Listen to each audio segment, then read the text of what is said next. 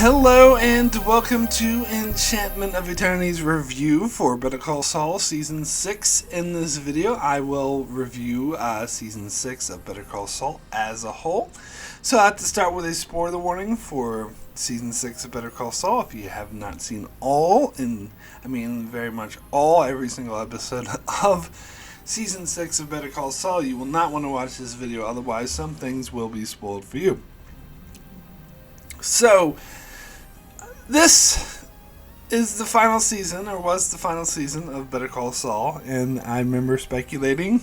I was very anticipating this season because I thought that perhaps this would be the best season of the show, because it was kind of the same thing with Breaking Bad, where every season sort of got better than the other, and then the final season was amazing. So, and Better Call Saul seemed to me to be skewing that way, that it was building up to something great, and I was not disappointed. I would say, yes, that this is the best season of Better Call Saul. I don't think the disparity, though, between this season and the earlier seasons is as big as the disparity between, say, Season 5 of Breaking Bad and Season 1 or 2 of Breaking Bad, which I think those are Season 5 is leaps and bounds better than the earlier seasons, although I know not everyone agrees, but that's how I feel.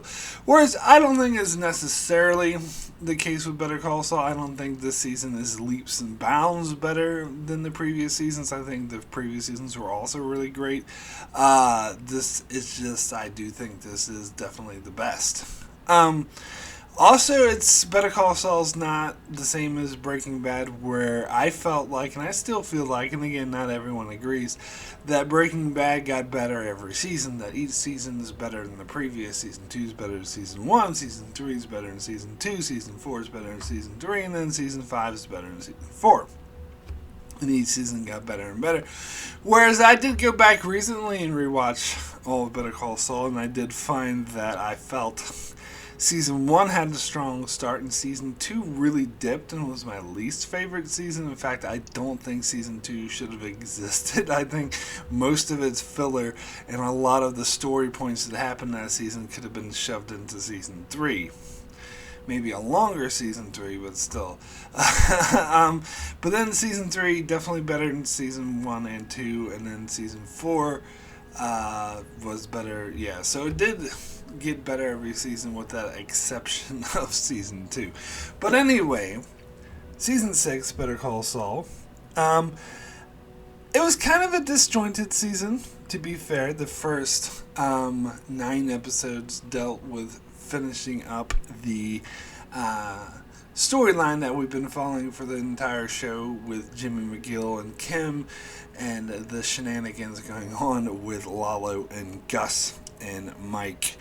And it does pretty much wrap all of that up by the end of episode 9, and then the last 4 episodes of the season, episodes 10 through 13, deal with the timeline after Breaking Bad, which follows up on all the scenes that we got at the start of each season, except for this season. This was the only season that did not have a post-Breaking Bad Gene scene in black and white at the start of the season. But that's because, of course, they had whole 4 episodes devoted to this at the end of the season, so they were just saving that for that. But every season previous to this one would start, the very first episode would start with a sequence, maybe 5 to 10 minutes long, about Gene, which is the moniker that Jimmy McGill or Saul Goodman took up after he had to hide from the law at the end of Breaking Bad. And so the last 4 episodes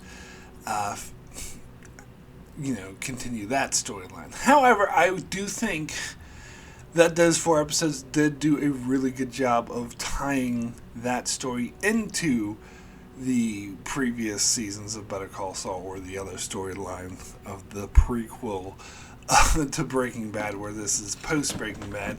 I think thematically it was really tied together. It continues the very strong character story of Jimmy McGill, which you don't necessarily have to have seen Breaking Bad to get it if you just watch Better Call Saul. Surely, even though there's a big chunk of time which we do get flashes to in these last 4 episodes, to be fair, but there's a big chunk of time missing, which is the timeline of Breaking Bad. But even if you haven't seen Breaking Bad, they piece together basically what happens, because to be fair, Saul Goodman in Breaking Bad did not have a great character arc or great character story. He was mainly a supporting character. So the Jimmy McGill in this show does have a very, very strong character arc, and even if you don't watch Breaking Bad, that character arc is very complete. And it does really call back to previous seasons of Better Call Saul. In fact, I think the finale did an amazing job at that. Now, the one tiny little quarrel I have with this season is that it was when it was shown on air week to week, there was a mid-season break between episodes 7 and 8. So the mid-season finale ended with Lalo killing Howard, which was a big shocking cliffhanger to be sure. And then we go back for the second half of the season, and we get 2 episodes that wrap up this storyline, and then we go straight to the post-Breaking Bad Gene storyline.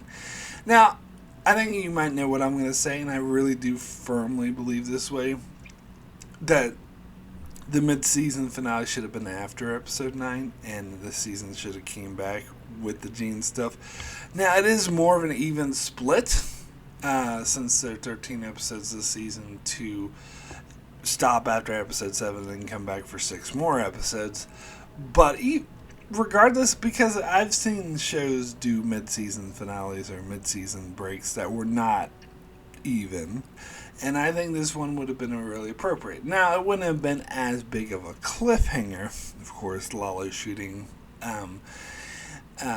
Howard and then having Kim and Jimmy at gunpoint, and you had no idea what his intentions were. That was a huge cliffhanger to be sure, and it would have been more of a definitive ending, episode 9, which ended with Kim leaving Jimmy, and then I was doing the time jump to the Breaking Bad times to see what a sad man he became as Saul Goodman. So that was less of a cliffhanger. In fact, it felt like more of an ending. But that's my point, though, is that it felt like the ending of that. These almost felt like 2 different seasons. And that it would have, in that case, it would have been made way more sense to have it air like 2 different seasons. Have it air up to episode 9 and then come back for this new season that follows the post Breaking Bad Gene timeline. But whatever. It's a very minor complaint, as I said, but I don't know, it's just because to me these do feel almost like 2 different seasons, even though it does, as I say, carry on thematically, but all of the seasons carry on thematically throughout one another, season 3 to season 4, but they have a distinct feel through it, and these 2 halves had a distinct different feel for me. But anyway,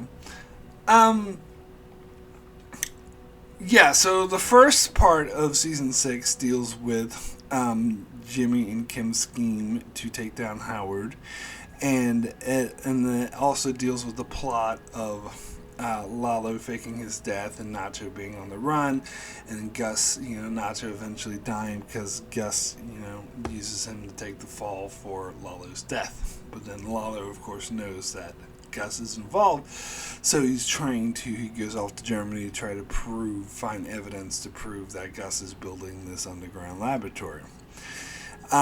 Which he eventually does, but it comes head to head when, and these 2 storylines combine, when Lalo decides to use Jimmy and Kim in order to get at Gus, and Howard just happens to be at the wrong place at the wrong time and gets shot in the head.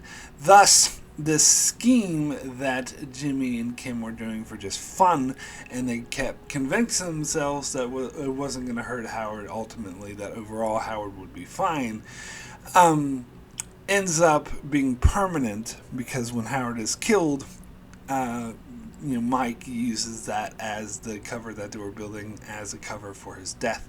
And so Howard is stuck with the reputation that they created for him of being a drug addict, and that's how he'd be remembered after death.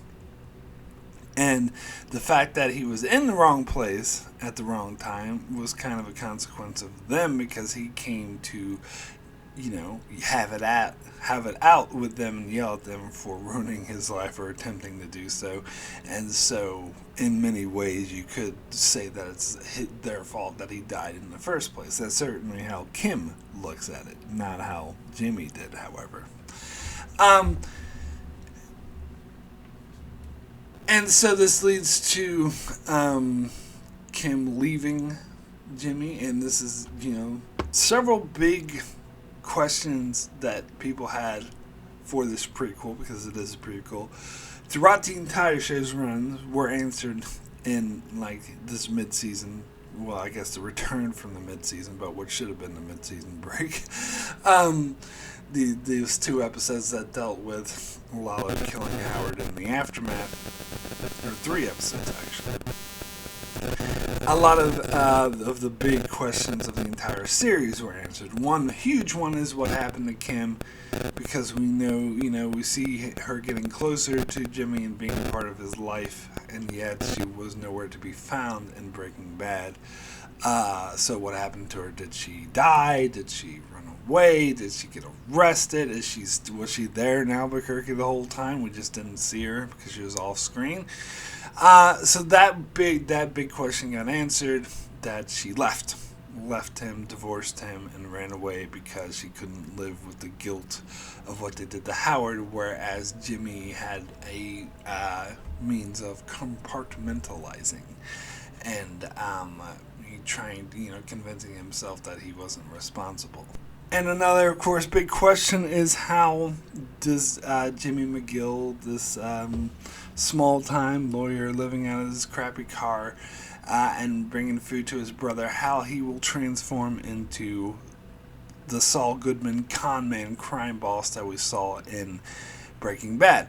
Now, this is something, of course, that had been slowly building throughout the entire show, but it finally comes to a head in episode 9, where it time jumps from Kim leaving him to him being this shallow shell of a man that we saw in Breaking Bad. And it does perfectly explain how he became Saul Goodman, because yes, he was slowly getting there throughout, and there's a lot of huge events throughout the show, such as his brother's death, and dealing with the consequences of that lead up, that were big stepping stones for him becoming Saul Goodman. But the biggest was Kim leaving him, where he decided to just, blame her, shake it off, it's totally her fault.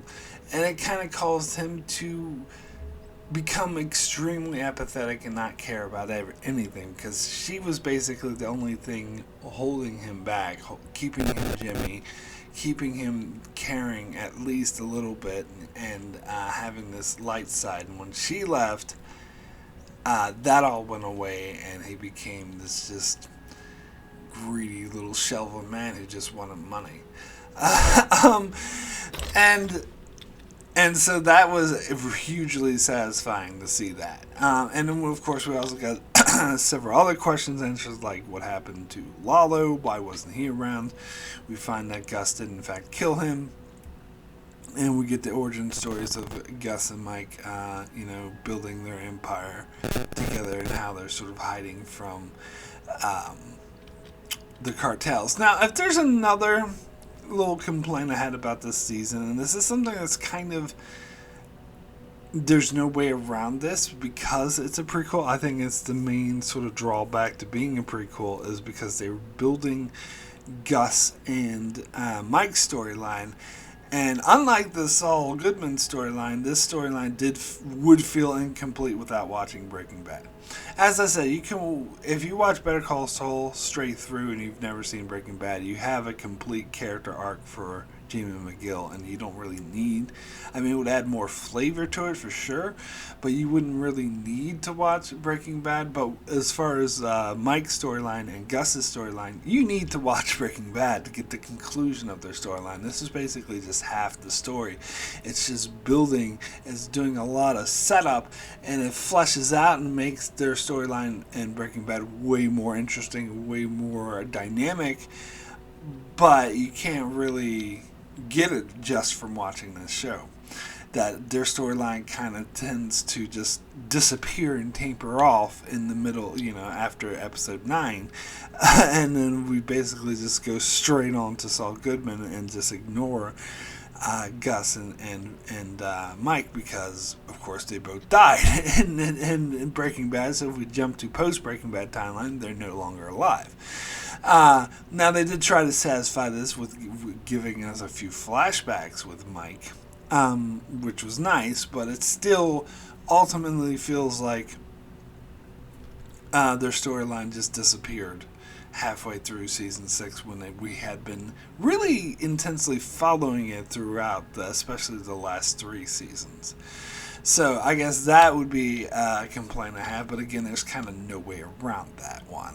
They kind of wrote themselves in the corner with that by focusing on these two characters, which they knew their storyline had already been concluded in Breaking Bad. But yes, and so that's the other thing I did like about those last 4 episodes, that even though they do follow the Gene storyline that takes place post Breaking Bad, we do get these intercut flashbacks of Saul Goodman during the Breaking Bad times, but from a different perspective. I mean, honestly, when this show first came out, I was hoping for an entire season of Saul Goodman in Breaking Bad timelines, but from different perspectives. And so getting a few flashbacks in the last 4 episodes maybe wasn't as much as I was hoping for, because I do think they could have mined this for a lot of material.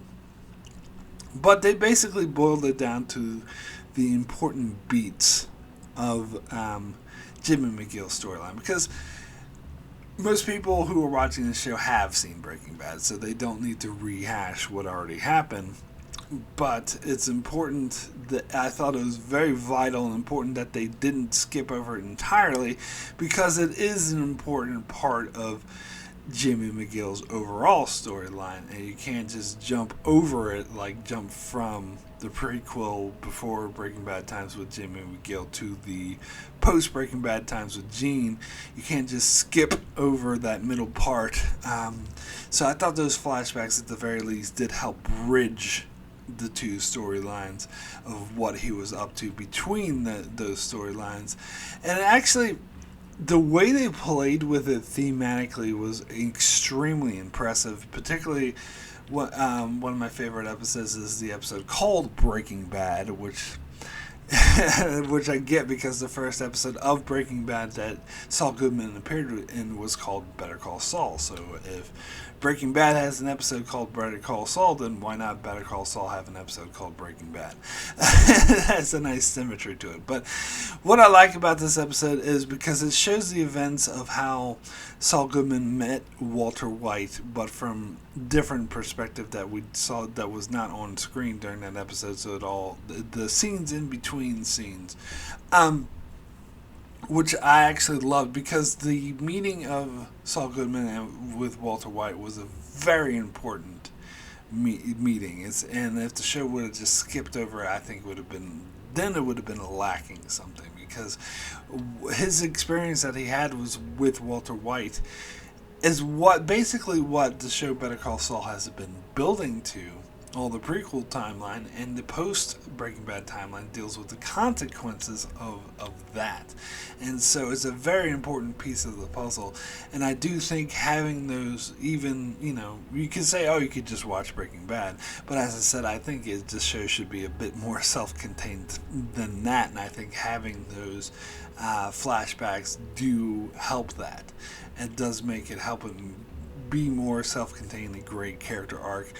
I particularly love the way that they jumped from Kim leaving him to him being the soulless Saul Goodman, because I thought that was the perfect place for a time jump. I thought that it made me cry seeing who he'd become, because it had that emotional impact of this caring man who's now completely apathetic and doesn't give a shit about anyone, and they draw a direct correlation between who he became and Kim leaving him. And I think that was fucking brilliant, basically. And then in the next episode, that it ties into in the future storyline, we see that he makes a dumb mistake. He goes on a path that will forever change his life, and that applies to both the flashbacks and the Gene storyline. Because in the Gene storyline, he sets up this scheme and this scam to con people, but he takes it to an extreme, and he knows that it's a bad idea to go back and try to get the money from this guy who had cancer or whatever. He knows it's a bad idea. He knows it's going to lead to his downfall, but he does it anyway. And they tie that into in Breaking Bad, where Mike, does all this investigating on Walter White and finds out who he is and tells Saul Goodman about it and says, you should stay away from him. This is a bad idea. And Saul does not listen to Mike, who of course you should always listen to Mike because he's very wise. And it does, in fact, as we know, lead to his downfall. And I love the symmetry of that. I thought that was perfect. Now, getting more into the Gene storyline, I also think that this was brilliant. So it shows that he is self-destructive, that he is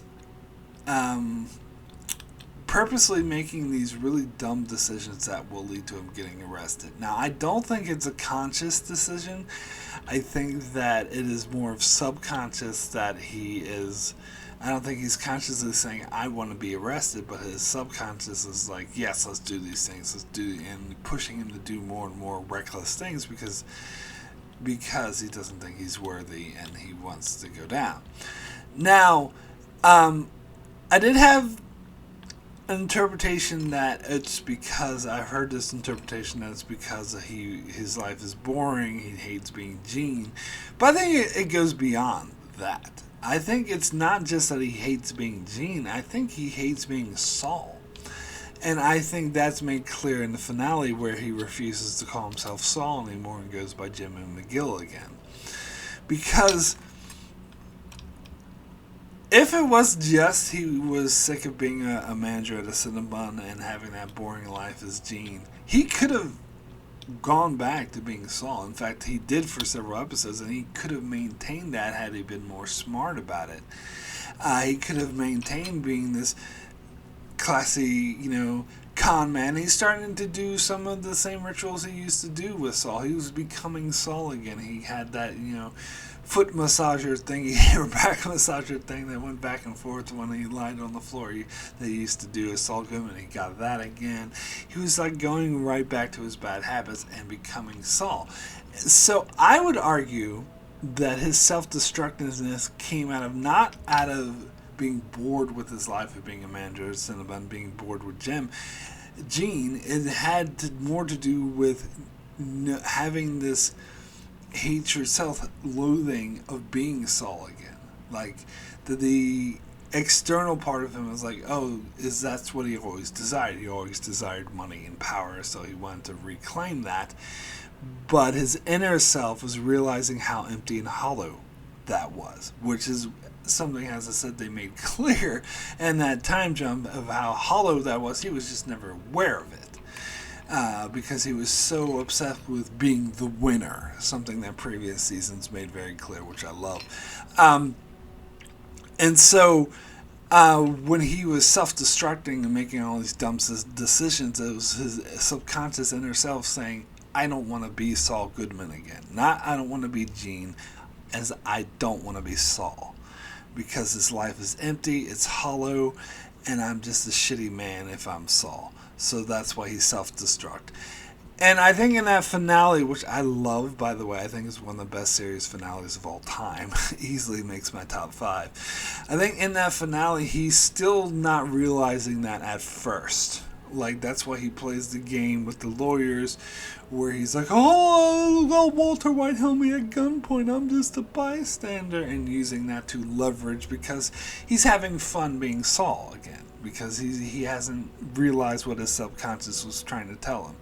And so he's just having a game, making a game out of it, and saying only getting 7 years in this, like, luxury prison. But it wasn't until when he found out that Kim had confessed to what happened to Howard, that she damned the consequences, even though it meant that she could lose everything that she has, lose all of her money, and owe money for the rest of her life to Howard's widow. She didn't care. She went and confessed because it's what she felt was the right thing to do. And I think that was really the spark that caused Jimmy to realize what his subconscious was telling him, to finally come to terms. And that final episode, by the way, was amazing again, because it had these flashbacks that all dealt with regret or making the wrong choice and going in a different path. And then the regret of having to live with that, which I think was fucking brilliant thematically. And so yeah, so that was the moment where he realized what his subconscious was trying to tell him. That he hates being, not that he hates being Gene, but that he hates being Saul, and it's a terrible, empty life that he does not want. Even if it means he has to go to prison for the rest of his life, as that's what he deserves, and that he has to face up to his regrets. And so he wants to have Kim there, though, to see this, to see him finally face up to the consequences that he couldn't. And so he tells the story true, even though he knows this will ruin his perfect deal, because he doesn't care about the perfect deal. It's all about coming clean and clearing his conscience to become a better person. And because he realized that's what his subconscious was trying to tell him, that he needs to clear his conscience. And the main thing he needed to clear his conscience from, ironically, the law didn't really care about, and that was the fact that he ruined his brother's law career, like took the law away from him as a petty act of revenge, and in doing so, directly led to his brother committing suicide. Which is a guilt, as we saw in earlier seasons that dealt more directly with this, that he completely avoided, that he compartmentalized, trying to hide away as if it was nothing. That's why he had zero reaction to his brother's death and acting like it didn't affect him at all, because he did not want to face the fact that his suicide, that he directly caused his brother's suicide. So that was hidden away, and that led him to become even more apathetic until he became this hollow shell of a man who just cared about money.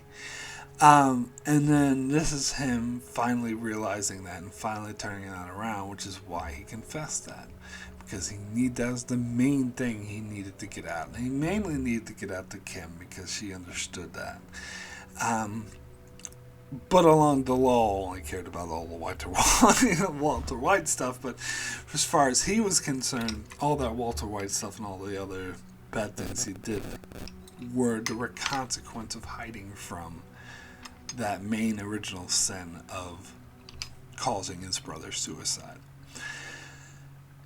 Which I think was the perfect way to end the show. And as I said, this perfectly wraps up the entire storyline together. It makes it a complete character arc, like a beautiful character arc. Which is why I love this season, which is why I think this is the best season, because I think pretty much every episode of this season was really intense, really amazing, and really sort of brought out the essence of this character story, where I think previous seasons, especially season 2, kind of meandered a bit. and it maybe has this too much filler and didn't really address this main point. But this season, even though I think there were maybe one or two episodes that were kind of filler, still it hit it head on. Pretty much every episode, and it had a perfect, beautiful ending. So my rating for Better Call Saul season 6 out of 10 is a 10, the best. Yeah, as I said, absolutely amazing season. Probably one of my favorite seasons of television. Definitely one of my favorite series finales of all time. A hugely amazing accomplishment. Better Call Saul. So that's it for my review of Season 6 of Better Call Saul. Thanks so much for watching.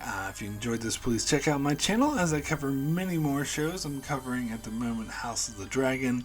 I will be covering Lord of the Rings of Power, Star Trek Lower Deck Season 3, and other shows such as all things Star Trek. So be sure to subscribe so you can keep up with all of that. And thanks a lot for watching.